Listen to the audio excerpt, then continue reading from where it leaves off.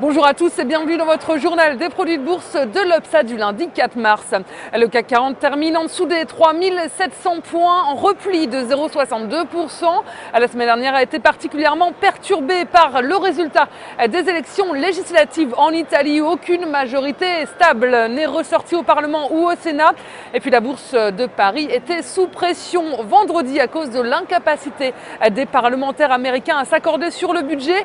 Résultat des coupes automatiques de 85 milliards de dollars dans les dépenses budgétaires pouvaient entrer en vigueur d'ici minuit vendredi.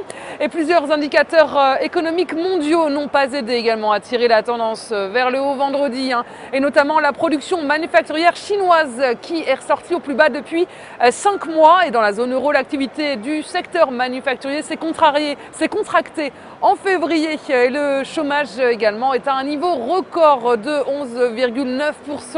Et du côté des entreprises, pas mal de publications de grands noms de la cote ont été publiées et bien accueillies par les marchés, notamment Thales qui a engrangé 12,3% sur l'ensemble de la semaine dernière. EADS et Essilor figuraient aussi en haut du tableau.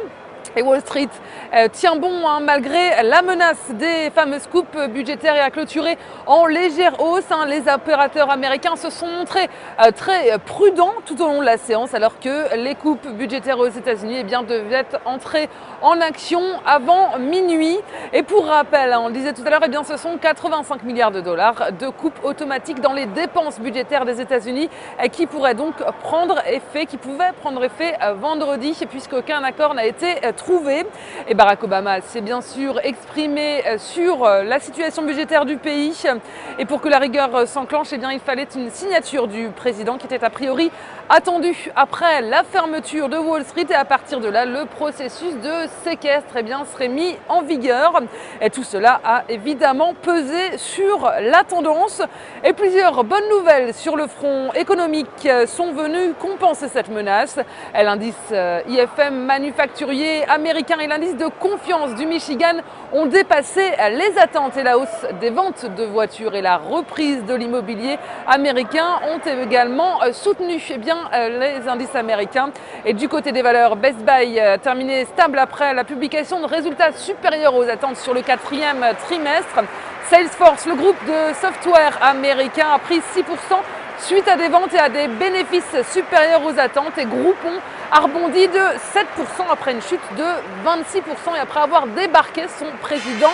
Et sur le front des devises, l'euro a reculé nettement face au dollar sous les 1,30 $ à son plus bas niveau de 2013. Le pétrole de WTI est en léger recul de 90 $ 84. Et puis on s'intéresse aujourd'hui à l'industriel Air Liquide. Graphiquement, le titre opère une phase de rebond et se situe désormais au-dessus de sa moyenne mobile à 50 jours. Et par ailleurs, l'indicateur de tension RSI accélère à la hausse. Il est soutenu par une droite de tendance haussière ascendante et une nouvelle accélération haussière est privilégiée tant que le support à 91,70 € n'est pas enfoncé en dépassement des 100 € visés, les plus hauts de 2012 à 102,30 €. Et la stratégie qui vous est proposée pour jouer cette valeur, c'est l'achat du Warrant Call Air Liquide à 3116 T d'Unicredit au prix d'exercice de 90 € et d'échéance au 6 septembre 2013. Voilà, c'est tout pour aujourd'hui. Passez une très bonne journée, on se retrouve demain.